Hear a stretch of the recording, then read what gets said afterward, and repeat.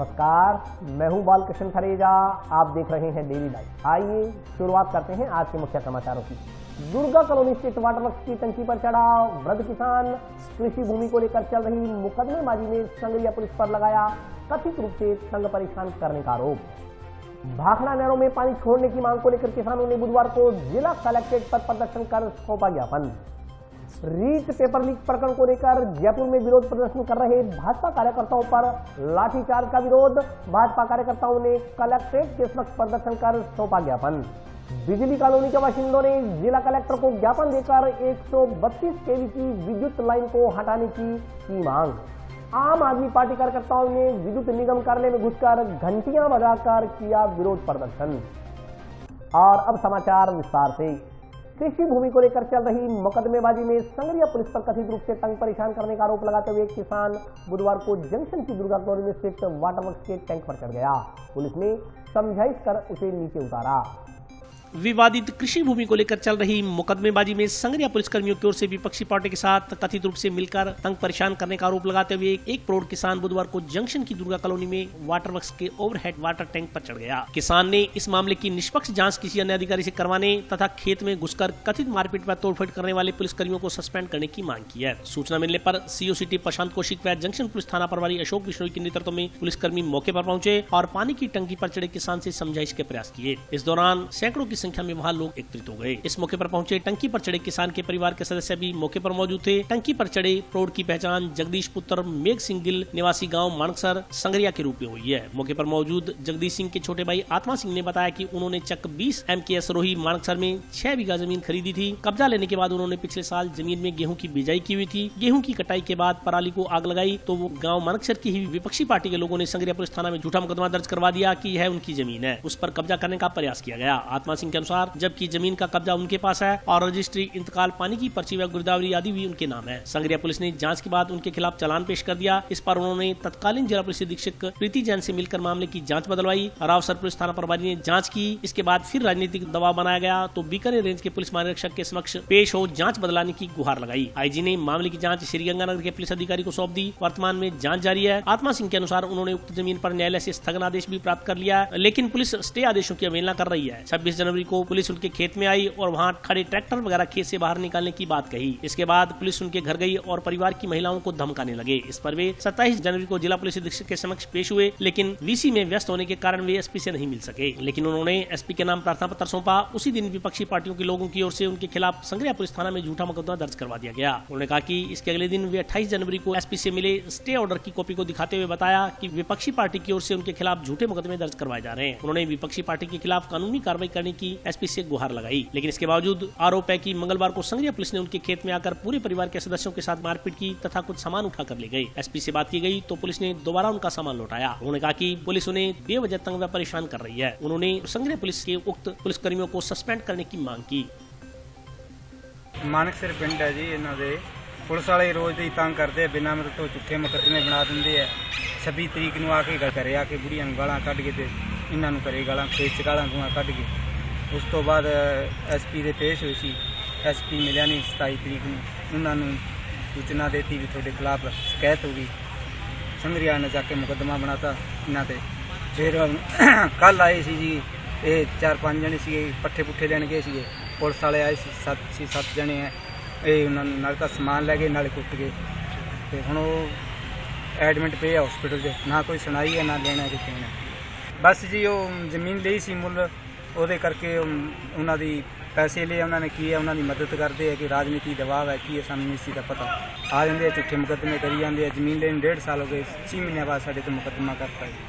सानू तो जमीन तो मेरे भाई है। वैसे मेरे को तो सुबह पता लगा जो रात फोन गया ना खाजू वाले सीगा रात तड़की आई। तभी तो हार्ट का पेशेंट है। वैसे दर्द होता अभी तक कोई नहीं। पुलिस वाला है वो बस वो कोई नहीं है। दुर्गा कॉलोनी में वाटर वर्क्स पे एक आदमी चढ़ रहा है।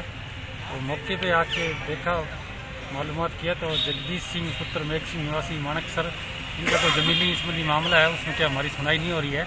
उच्च अधिकारियों को अवगत करा दिए जो मौके पर आ रहे हैं। बाकी तो इनको नीचे आने से और मेरी से मालूमात कर रहे हैं वह हकीकत क्या है। उनके भाई आत्मा सिंह भाई हैं, उनसे पूछा है वो क्या अधिकारी आ जाए हमारी सुनवाई कर ले। अधिकारी मौके पे आ रहे हैं। भाखड़ा नहरों में पानी छोड़ने की मांग को लेकर किसानों ने बुधवार को जिला कलेक्ट्रेट पर प्रदर्शन कर ज्ञापन सौंपा।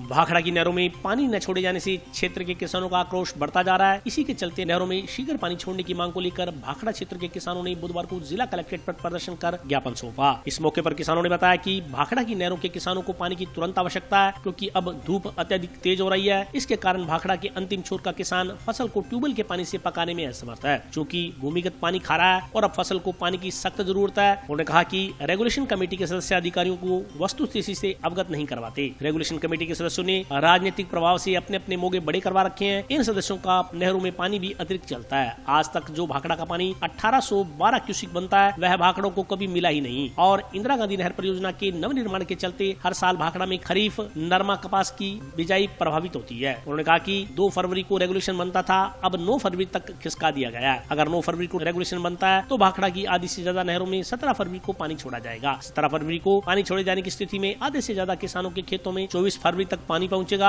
इस हालत में तब तक किसानों की फसलें जलकर राख हो जाएंगी, किसान बर्बाद हो जाएंगे। उन्होंने बताया कि इंदिरा कैनाल की 496 आरडी पर भाखड़ा का लिंक है, वहीं पर सरहिंद फीडर की टेल होती है और उसी टेल से भाखड़ा को 1200 से 1450 क्यूसिक पानी मिल सकता है। यही इस समस्या का हल है। उन्होंने कहा कि जिला कलेक्टर के पास यह उम्मीद लेकर आए हैं कि किसानों को न्याय मिलेगा। अगर सिंचाई विभाग पानी नहीं देता तथा फसलें खराब हो जाएंगी, अगर ऐसा होता है तो इसकी जिम्मेदारी रेगुलेशन कमेटी व सिंचाई विभाग पर होगी। ज्ञापन देने वालों में धर्मेंद्र सिंह, अनिल कुमार, दीनदयाल, राम नारायण, उदयपाल, सुरेंद्र सिंह, मनीराम, कपिल देव सहित अन्य किसान मौजूद रहे। आज फिर एक दफा भाखड़ा का किसान आया अंतिम छोर का, रोता हुआ। 2 बार पहले आ चुका है, पानी नहीं मिल रहा है। अंतिम छोर का किसान बर्बाद होने के कगार पे है और कलेक्टर साहब आज भी नहीं मिले हैं। पीए साहब कह रहे हैं भी आपकी मीटिंग करवा देंगे। मीटिंग तो आप क्या करवाओगे, आप हमारे बैठने आ जाना जब हम मर जाएंगे। मैं तो यही कह रहा हूँ। अभी चीफ साहब ने आश्वासन दिया है कि अभी हम आज ही कलेक्टर साहब से बात करके और पानी की मांग करेंगे और 1-2 दिन में पहुंचते रेगुलेशन बनाकर और पानी भाखड़ा में चला दिया जाएगा। आश्वासन है, क्या पता मिलेगा कि नहीं मिलेगा, शायद दोबारा आना पड़ सकता है। डिमांड है भाखड़ा में 2 तारीख को रेगुलेशन बनाना था, जो कि रेगुलेशन कमेटी ने आगे 9 तारीख को खिसका दिया। अधिकारियों को ये रेगुलेशन कमेटी गुम कर रही है और रेगुलेशन कमेटी ही इनसे पानी की डिमांड करती है। कमेटी ने डिमांड नहीं की और हम ये मांग कर रहे हैं कि रेगुलेशन कमेटी को डिसमिस किया जाए और अंतिम छोर से जो किसान है उनको रेगुलेशन कमेटी में शामिल किया जाए, ताकि प्रत्येक किसान का भला हो सके, वो अपने पानी की डिमांड रख सके। रीट पेपर लीक प्रकरण को लेकर मंगलवार को जयपुर में विरोध प्रदर्शन कर रहे भाजपा कार्यकर्ताओं पर पुलिस लाठीचार्ज के विरोध में आज भाजपा कार्यकर्ताओं ने जिला कलेक्ट्रेट पर प्रदर्शन कर ज्ञापन सौंपा।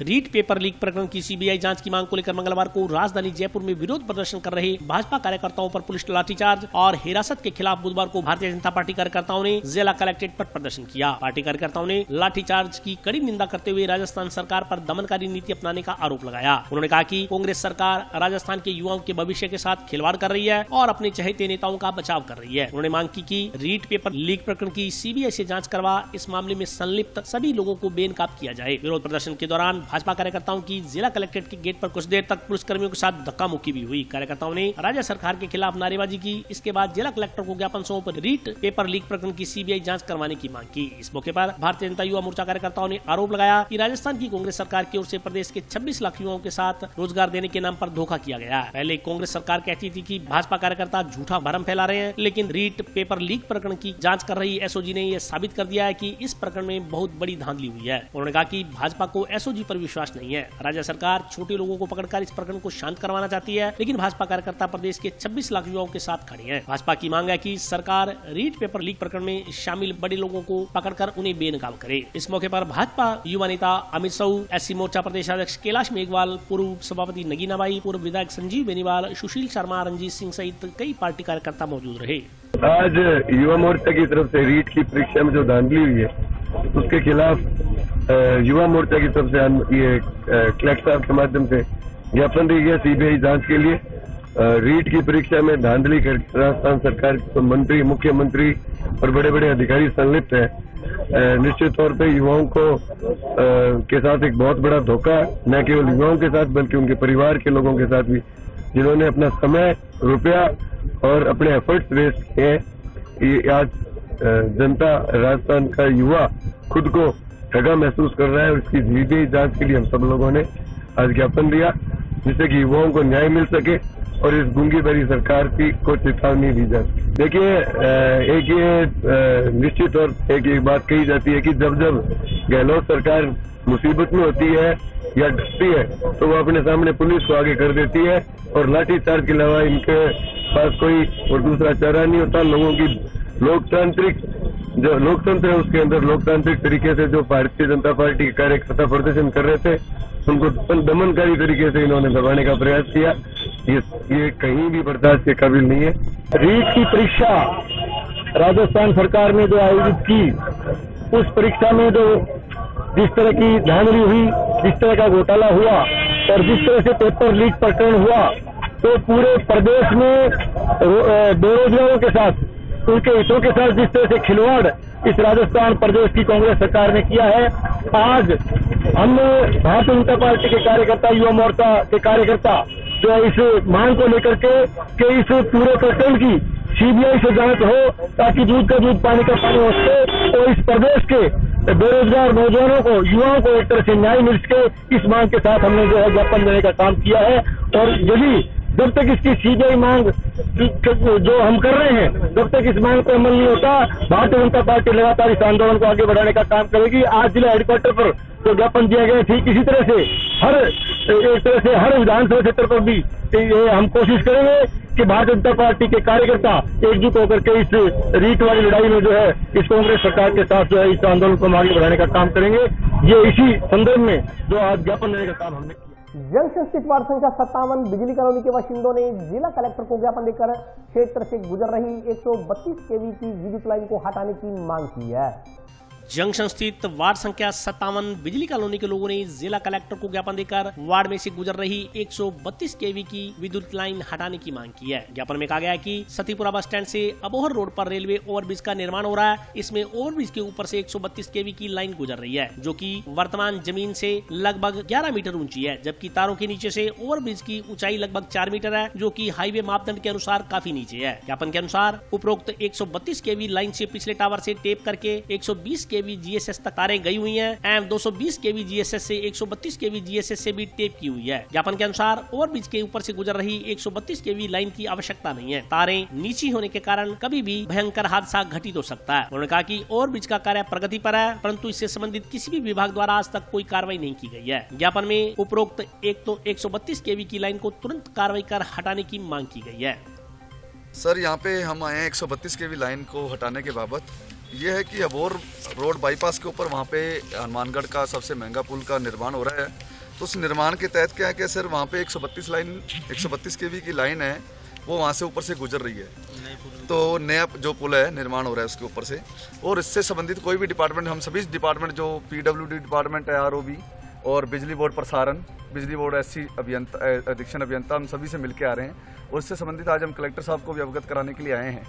इसमें मैटर ये है कि सर बिजली बोर्ड डिपार्टमेंट को, ROB डिपार्टमेंट, PWD को ये नोटिस पहले भी दिया गया है कि जो मौजूदा लाइन है उसकी ग्राउंड क्लियरेंस अपने 11.60 मीटर चाहिए, जो कि प्रेजेंटली 10.90 मीटर ही है। तो इसके तहत वहाँ पे इस समय जो पुल की ऊंचाई है तारों के नीचे से 4 मीटर अप्रोक्सीमेट आ रही है, तो जिससे कि अब उसकी जो कि अपने ग्राउंड क्लियरेंस है वो 6 मीटर कम हो गई है। तो इससे संबंधित क्या, कल को अगर कोई भी व्हीकल वहाँ से निकलता है तो वहाँ मेजर एक्सीडेंट होने के चांसेस हैं। और इससे संबंधित हम जैसे PWD डिपार्टमेंट में गए और अदर डिपार्टमेंट में जा रहे हैं तो कोई इसकी जिम्मेदारी भी नहीं ले रहा। तो इसके लिए हम कलेक्टर साहब को अवगत कराने के लिए आए हैं कि सर कि जो एज पर नियम और नॉर्म्स हैं, अब PWD डिपार्टमेंट के पास जा रहे हैं तो वो कह रहे हैं कि हमारे पास ये सर्कुलर नहीं आया 11.7 मीटर का, ये सिर्फ बिजली बोर्ड के पास है। तो बिजली बोर्ड वाले भी इस चीज़ को आनाकानी कर रहे हैं, हम उनसे संबंधित सभी डिपार्टमेंट्स को मिल के आ रहे हैं। तो इस हाई टेंशन तार से कोई मेजर एक्सीडेंट, अब इससे संबंधित बिजली बोर्ड कह रहा है कि ये हमने सिर्फ इमरजेंसी लाइन रख रखी है और इससे हमने सप्लाई नहीं दे रखी। बाकायदा जो ये लाइन है, जो सप्लाई थी 1,32,000 केवी की, इसकी सप्लाई 220 है, 2,20,000 केवी के डिपार्टमेंट GSS से ऑलरेडी दे चुके हैं। तो 1,32,000 की लाइन की कोई रिक्वायरमेंट ही नहीं आज के टाइम में, तो उसको वैसे ही इमरजेंसी केसेस में डेड लाइन रख रखी है। लेकिन फिर भी उन्होंने कहा भी इमरजेंसी रख रखी है। तो आज इमरजेंसी के अंदर हम ये चाहते हैं कि अगर इमरजेंसी लाइन के अंदर कल को सप्लाई होती है, क्या जब सप्लाई करेंगे 1,32,000 से, तो क्या वहाँ से गुजर रहे साधनों को वो अपने इन्फॉर्म करेंगे?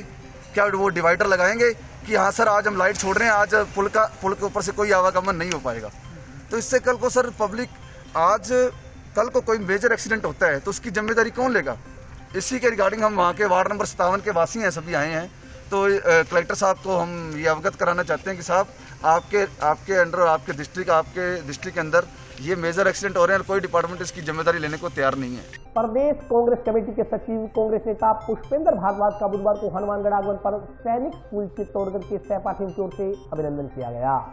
कांग्रेस के युवा नेता पुष्पेंद्र भारद्वाज का बुधवार को हनुमानगढ़ आगमन पर सैनिक स्कूल चित्तौड़गढ़ के सहपाठियों की ओर से अभिनंदन किया गया। इस मौके पर टाउन स्थित राजवी पैलेस में स्नेह मिलन कार्यक्रम का आयोजन किया गया। समारोह में सैनिक स्कूल चित्तौड़गढ़ में पढ़े और वर्तमान में विभिन्न पदों पर नियुक्त हनुमानगढ़ श्रीगंगानगर जिला निवासियों ने हिस्सा लिया। इस दौरान सैनिक स्कूल चित्तौड़गढ़ के पूर्व विद्यार्थियों ने कांग्रेस नेता पुष्पेंद्र भारद्वाज का माला पहनाकर एवं गुलदस्ते देकर अभिनंदन किया। इस मौके पर उपस्थित प्रबुद्धजनों ने बताया कि पुष्पेंद्र भारद्वाज वर्तमान में पंजाब के मोगा विधानसभा क्षेत्र के प्रभारी हैं। इस मौके पर बोलते हुए प्रबुद्ध लोगों ने कहा कि बचपन कभी दोबारा लौट कर नहीं आता। सैनिक स्कूल चित्तौड़गढ़ के अनुशासन की बदौलत वहां के पढ़े हुए विद्यार्थी अपने जीवन में कामयाब हैं। उन्होंने इस कामयाबी का श्रेय अपने गुरुजनों को देते हुए कहा कि गुरु का स्थान ईश्वर से भी ऊंचा है, इसलिए वर्तमान की युवा पीढ़ी भी गुरु को ईश्वर से पहले दर्जा देते हुए गुरु का सम्मान करे। इस मौके पर अर्जुन बागड़ी, सत्यनारायण सियाग, उदय बेनीवाल, अनिल थापन, महेंद्र गोदारा, सुमित भांबू, प्रहलाद रिवाड़, रविंद्र चौधरी, दिनेश मालिया, आशीष सक्सेना तथा वरुण बिश्नोई सहित अन्य प्रबुद्धजन उपस्थित रहे। मोगा विधानसभा के पर्यवेक्षक के रूप में ऑल इंडिया कांग्रेस कमेटी ने मौका दिया, तो मोगा जाते समय फिर हनुमानगढ़ हमारे पुराने साथियों की जगह और पुराने दोस्तों से मिलने का कार्यक्रम बना, इसलिए आज यहाँ पर ये ठहराव रहा। पंजाब में कांग्रेस आएगी दोबारा से, चन्नी जी के नेतृत्व में चुनाव जीतेंगे और मुख्यमंत्री कांग्रेस का बनेगा। मैं पुष्पेंद्र जी के कार्यक्रम में इसलिए शामिल हुआ हूं कि हम बचपन के साथी हैं, सैनिक स्कूल में साथ पढ़े थे और राजनीतिक जीवन इनका अपने आप में एक अहम ऊंचाइयां छू रहा है, परंतु हमारा मकसद इस वक्त मिलना, वो बचपन का प्यार, वो सैनिक स्कूल की यादें, सब वही खींच के हम एक दूसरे के पास लेके आए। बस वही बचपन से हमारा एक रिवाज ही है सैनिक स्कूल चित्तौड़ियंस का, चाहे हमारे जनरल दलबीर जी सुहाग हुए, चाहे हमारे कोई भी साथी हुए हैं, किसी भी पद पर गए हैं, हम नेशनल लेवल पर, इंटरनेशनल लेवल पर इसी प्रकार से प्यार से मिलते हैं सब। हाँ, अब आगे पंजाब जाएंगे, वो इनका राजनीतिक दौरा है। हाँ, हम गैर राजनीतिक मित्रवत मिले हैं सब। और अभी वक्त ब्रेक का, हाजिर होता हूँ छोटे से ब्रेक के।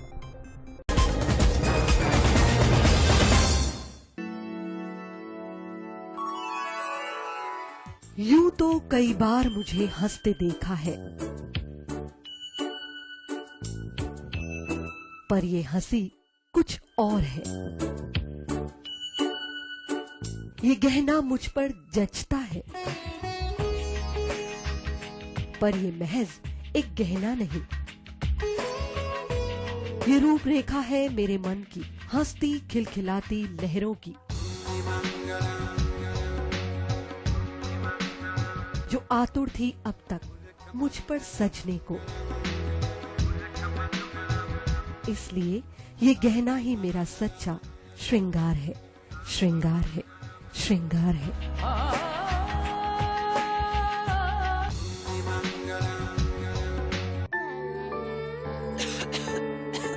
दीदी ये देखो,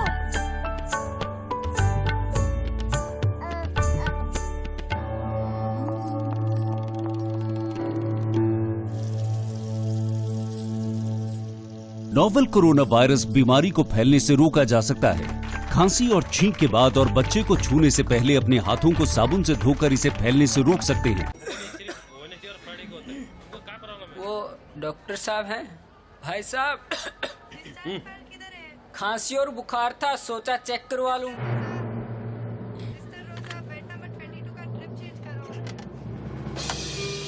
नोवेल कोरोना वायरस बीमारी को फैलने से रोका जा सकता है। बुखार के साथ खांसी और छींक होने पर तुरंत नजदीकी हेल्थ क्लिनिक या केंद्र जाएं। ब्रेक के बाद स्वागत है। आइए नजर डालते हैं अगले समाचारों पर। जल उपभोक्ता संगम के चुनाव को लेकर बनाई गई वोटर लिस्ट को गलत बताते हुए इसे दोबारा बनाने की मांग को लेकर किसानों ने सिंचाई विभाग के मुख्य अभियंता को ज्ञापन सौंपा।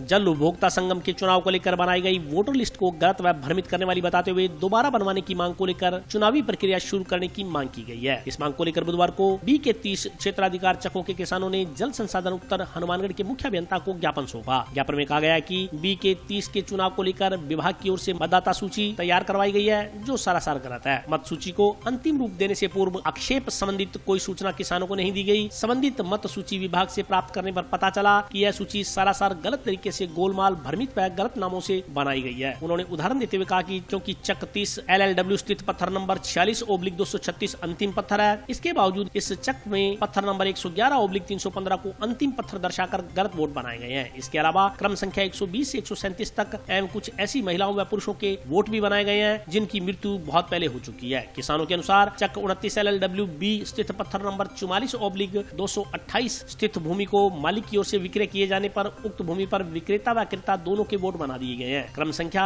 101 पर मृत महिला का भी वोट बना दिया गया, जिसका कोई मतलब नहीं बनता। उन्होंने कहा कि पत्थर नंबर 102/283 जो विभागीय रिकॉर्ड अनुसार बरानी मुरब्बा भूमि है, बावजूद इस मुरब्बा भूमि पर रूपराम पुत्र भगवानाराम आदि के वोट बना दिए गए, जो कि पूर्णतः निराधार है। किसानों ने मांग की कि बीके 30 के प्रस्तावित चुनाव की अंतिम तिथि से पूर्व संबंधित क्षेत्राधिकार चकों की मत सूची की जाँच करवाकर नए सिरे से पारदर्शिता अपनाते हुए सूची तैयार करवाई जाए। इस मौके पर संदीप कुमार, सुरेंद्र गोदारा, सुखदेव सिंह, विक्रम, नरेश कुमार, सुनील कुमार, इंद्राज, जगदीश, हनुमान, हेमराज, सुधीर कुमार सहित अन्य किसान मौजूद रहे। आज जो बीके 30 के काश्तकार है, 29 के है, 32 LLW के प्रोटोकॉल को देखते हुए सीमित संख्या में हम काश्तकारियों पहुंचे। आज हमने चीफ साहब को ज्ञापन दिया जिसमें हमने मांग करी है कि बीके 30 की जो मतदाता सूची तैयार की गई वो पूर्णतः फर्जी है। 80% से ज्यादा वोट उनमें फर्जी है। जो योग्य और वाजिब वोट थे उनको काट दिया गया है। तो हमने इनसे मांग करी है कि जो मृत महिलाओं के वोट बनाए गए हैं, नंबर 2 बरानी भूमि के वोट बनाए गए हैं, नंबर 3 इसके अंदर जो दूसरे क्षेत्रों के ऐसे पत्थर नंबर और वोट दिखाए गए, मुरबा नंबर दिखाए गए जो 36 LLW के बीके के क्षेत्राधिकार के है नहीं। जो पत्थर नंबरों को यदि नेट पर सर्च किया जाए तो वो बनवाड़ा, पक्का, सहारना, हिरणवाड़ी से मिलते हैं और जो गांव के नाम और पते तमाम गलत दिए गए हैं। इस कारण से फर्जी मतदान को किसी कीमत पर नहीं रोका जा सकेगा, क्योंकि यदि आइडिया शुरू करेंगे चेक करने के लिए तो उनका वोटर लिस्ट में एड्रेस मेल नहीं होगा। यदि आइडिया शुरू नहीं करेंगे तो फर्जी भुगतान होगा। तो हमने विभाग से मांग करी है कि पारदर्शिता रखते हुए पहले मतदाता सूचियां पूरी तरह से तैयार करवाई जाए दोबारा, और गाँव में कैंप लगाकर जो लोग वंचित रह गए हैं उनके वोट जोड़े जाए और फर्जी वोटों को काटा जाए। गांव जोरावरपुरा के राजकीय उच्च माध्यमिक विद्यालय में घुसकर राज कार्य में बाधा पहुंचाने के आरोप में टाउन पुलिस थाना में दर्ज मामले में पुलिस ने 9 लोगों को गिरफ्तार किया। गांव जोरावरपुरा के राजकीय उच्च माध्यमिक विद्यालय में घुसकर स्टाफ के साथ धक्का-मुक्की कर राजकार्य में बाधा पहुंचाने के आरोप में टाउन पुलिस थाना में दर्ज मामले में पुलिस ने 9 लोगों को गिरफ्तार किया है। मामले की जांच कर रहे SC/ST सेल CO प्रहलाद राय ने बताया कि गांव जोरावरपुरा स्थित राजकीय उच्च माध्यमिक विद्यालय के प्रधानाचार्य गिरधारी लाल पुत्र मोडूराम मेघवाल निवासी ward 1 sector 8 new civil line Hanumangarh junction ने 6 जनवरी को रिपोर्ट दर्ज करवाई थी कि 4 जनवरी को सुबह करीब 9:30 बजे राम कुमार पुत्र महेंद्र, ब्रिज प्रकाश पुत्र आत्माराम स्वामी, कुलदीप पुत्र सुरेंद्र कुमार उर्फ टिंकू पुत्र नारायण राम, सतपाल पुत्र साबराम, जोगपाल, इकबाल, अजय सिंह राजपूत पुत्र जगदीश, छगनलाल पुत्र हनुमान वर्मा, संदीप पुत्र हरलाल गोस्वामी व अजय सिंह राजपूत निवासी जोरावरपुरा के अलावा कुछ अन्य लोग एकराय होकर स्कूल में घुस गए। इन लोगों ने उससे व शारीरिक शिक्षक मैनपाल के साथ धक्का मुक्की करते हुए राजकार्य में बाधा पहुंचाई। जांच अधिकारी ने बताया कि मामले में कुल 9 लोगों को गिरफ्तार कर बुधवार को न्यायालय में पेश किया गया। जोरावरपुरा स्कूल में एक छात्रा की छेड़छाड़ के कारण ग्रामीणों ने विद्यालय में आकर के राजकार्य में बाधा डाली। इस संबंध में प्रिंसिपल ने मुकदमा दर्ज कराया कि मेरे साथ धक्का मुक्की की और पूरे दिन अध्यापन कार्य प्रभावित हुआ और राजकार्य में बाधा उत्पन्न हुई। इस प्रकरण की जांच में हमने कल 9 मुलजिमों को गिरफ्तार किया है, जिनको आज कोर्ट में पेश किया जा रहा है। बालिका ने PTI के खिलाफ छेड़छाड़ का मुकदमा दर्ज करवाया था। PTI को हमने पूर्व में गिरफ्तार किया जा चुका है और उनको जेसी करवाया जा चुका है। इस संबंध में अभी जांच चल रही है। राजकीय मेडिकल के साथ ही बेस अस्पताल को बनाए रखने की मांग को लेकर जंक्शन के प्रबुद्ध लोगों ने आज भगत सिंह चौक पर प्रदर्शन कर नारेबाजी की। Medical college, attach hospital, attach hospital, नगर पालिका मानदंड अलग हो। टाउन स्थित स्थित राजकीय जिला चिकित्सालय के स्थानांतरण का मुद्दा तूल पकड़ता जा रहा है। टाउन तथा जंक्शन के लोगों के बीच इस मुद्दे को लेकर खाई बढ़ती जा रही है। कल जहां टाउन के लोगों ने भारी संख्या में एकत्रित होकर टाउन को बंद रखा तथा चक्का जाम किया, आज इस मामले के पक्ष में जंक्शन के लोग उतर आए। जंक्शन के कुछ लोगों ने जंक्शन स्थित भगत सिंह चौक में जाकर सरकार के खिलाफ नारेबाजी की और नवा में बन रहे मेडिकल कॉलेज के साथ ही बेस अस्पताल को स्थापित करने की मांग की। जंक्शन के लोगों ने कहा कि इस तरह के सैकड़ों उदाहरण है जहां मेडिकल कॉलेज के साथ ही राजकीय चिकित्सालय होता है। उन्होंने आरोप लगाया कि कुछ लोग जबरन वहां बन रहे अस्पताल का निर्माण कार्य बंद करवा टाउन में करवाना चाहते हैं। उन्होंने कहा कि यह कतई न्याय संगत नहीं है। उन्होंने कहा कि अस्पताल की बात तो अपनी जगह पे जंक्शन के लोगों की जायज है ही, साथ में नगर परिषद का भी अलग से गठन होना चाहिए। हम सबकी पुरजोर मांग है कि न्याय संगत निर्णय होना चाहिए। मेडिकल कॉलेज 350 करोड़ रुपए की लागत से मेडिकल कॉलेज बन रहा है और उसके साथ हॉस्पिटल का बनना एक प्रॉपर औचित्य है। और जैसे कि है कि जो अब जो चल रहा है टाउन के अंदर जो हॉस्पिटल चल रहा है उसको भी वो भी फलीभूत होना चाहिए, लेकिन उसकी कीमत के ऊपर अगर यहाँ की व्यवस्था खराब होती है तो ये हमें बिल्कुल मान्य नहीं होगा। हमारी मुख्य मांग ये है कि जो मेडिकल कॉलेज हनुमानगढ़ जंक्शन में बन रहा है उसके साथ अटैच हॉस्पिटल बनना चाहिए। बाकी टाउन वाले जो मांग कर रहे हैं कि यहाँ वाला हॉस्पिटल बंद हो जाएगा, निश्चित रूप से ये वो मानते चले कि बंद नहीं होगा। कल एमएलए साहब ने हेल्थ सेक्रेटरी से उनकी बात करवाई है, उन्होंने भी इनको आश्वासन दिया है और ये मानते चले कि अगर वहाँ से हॉस्पिटल वहाँ तो रहना ही रहना है और उससे ज्यादा सुविधाएं उल्टा वहाँ मिलेगी, ऐसी कोई दिक्कत वाली बात नहीं है। लेकिन फिर भी अगर वो विरोध करते हैं तो हम इन्हें बता देना चाहते हैं कि हम नगर परिषद अलग करवा के रहेंगे और उसका मुख्य कार्यालय हम जंक्शन में लाएंगे, क्योंकि जंक्शन का पैसा वो टाउन के अंदर लग रहा है और हमारे पैसे पर हमें ही आंख दिखा रहे हैं। इसलिए हमारा उनसे कहना है कि इस बड़ी मुश्किल से ये मेडिकल कॉलेज की सौगात मिली है, तो उसको इस तरह से अगर मेडिकल कॉलेज से अलग बनवाने की जिद करेंगे तो ये सक्सेस नहीं हो पाएगा। फॉर्मर हेल्थ मिनिस्टर राठौड़ साहब ने भी इनको कहा है कि अगर मेडिकल कॉलेज से अलग मेडिकल हॉस्पिटल बनाया गया तो एक खिलौना बनकर रह जाएगा। ये बात अच्छी तरह से उन्होंने समझा दी है। उसके बाद भी अगर इन्हें समझ में नहीं आता तो आगे की कार्रवाई करिए, हम सब इकट्ठे हैं और बहुत जल्दी इस चीज का हम एहसास करा के रहेंगे। आम आदमी पार्टी कार्यकर्ताओं का टाउन में चल रहा आंदोलन बुधवार को 52वें दिन भी जारी रहा। बुधवार को कार्यकर्ताओं ने विद्युत निगम कार्यालय में घुसकर घंटियां बजाकर विरोध प्रदर्शन किया।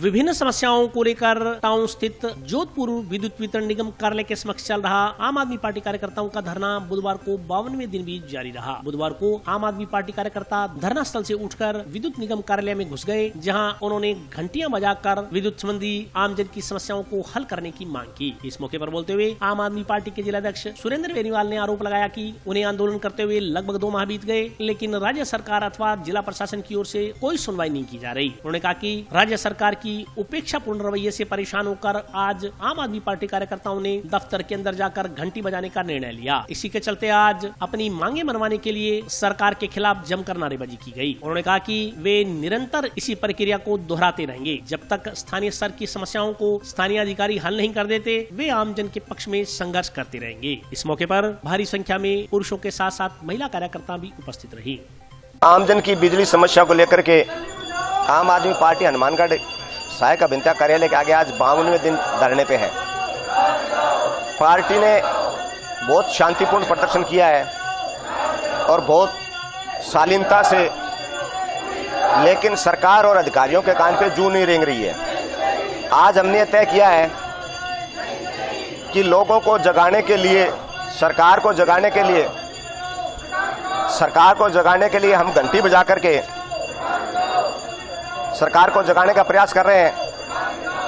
हमारे भारतीय संस्कृति में हमारे जितने भी धर्मों के देवी देवता हैं सबको जगाने के लिए घंटियां बजाई जाती है, शंखनाद किया जाता है, अजान दी जाती है।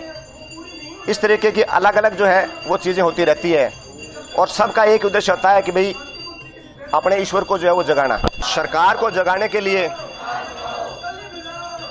विनम्रता से हम जो है वो अपील कर रहे हैं, जब तक आज स्थानीय स्तर की समस्याओं को यहाँ हल नहीं किया जाता है तब तक ये घंटियां बजती रहेगी। मैं ये मानता हूं कि यदि आम आदमी पार्टी ने जितने दिन से पूजा अर्चना की है उतनी पूजा अर्चना यदि किसी भी देवी देवताओं को की जाती तो शायद वो जो है वो जाग करके जनता को आशीर्वाद दे देता। लेकिन सरकार और सरकार के निकम्मे कर्मचारी इतने निकम्मे हैं, यहाँ सब बैठे हुए देख रहे हैं, जब कोई अंदर आता है तो इनको बहुत बड़ी परेशानी होती है। इनको ये पता नहीं ये पब्लिक पैलेस है और पब्लिक के पैसे से ही बना हुआ है और ये जितने भी कर्मचारी बैठे हैं सब जनता के दिए हुए पैसों से तनख्वाह ले रहे हैं। आज ये सारे के सारे जो है वो दादागिरी कर रहे हैं। अभी 5 मिनट 10 मिनट पहले जब ये लोग आए थे तो यहाँ के एक मिनिस्टर कह रहे हैं, बोले जी हमारा यहाँ कैश का है, अगर कल को कैश के साथ कोई समस्या हो जाती है तो मैं ओपन चैलेंज कर रहा हूँ। एजेंट बैठा है, एक्शन बैठा है, एससी बैठा है, सरकार बैठी है, जिसको लगता है कि उनके कैश पे डाका पड़ रहा है मेरे खिलाफ मुकदमा दर्ज कराई, उनका कैश मैं पूरा करके दूंगा। लोगों का डराने का धमकाने का ये भरसक प्रयास करते हैं, लेकिन आम आदमी पार्टी बड़ी शालीनता से जो यहाँ बैठे रहेगी, हमारा हर वर्कर यहीं बैठा रहेगा और जब तक स्थानीय स्तर की समस्याओं को लेकर के इनके अधिकारी कोई ठोस कार्रवाई नहीं करते हैं, सरकार के स्तर पर होने वाली कार्रवाई नहीं होती है, तब तक ये घंटियां यूं ही बजती रहेगी, अनवरत चलती रहेगी। घंटी बजाना हमारा उद्देश्य है सरकार को जगाना, तो हम घंटी के माध्यम से सरकार को जगाने का प्रयास कर रहे हैं। और आज के लिए बस इतना ही, कल फिर हाजिर होता हूँ नए समाचारों के साथ, तब तक के लिए नमस्कार।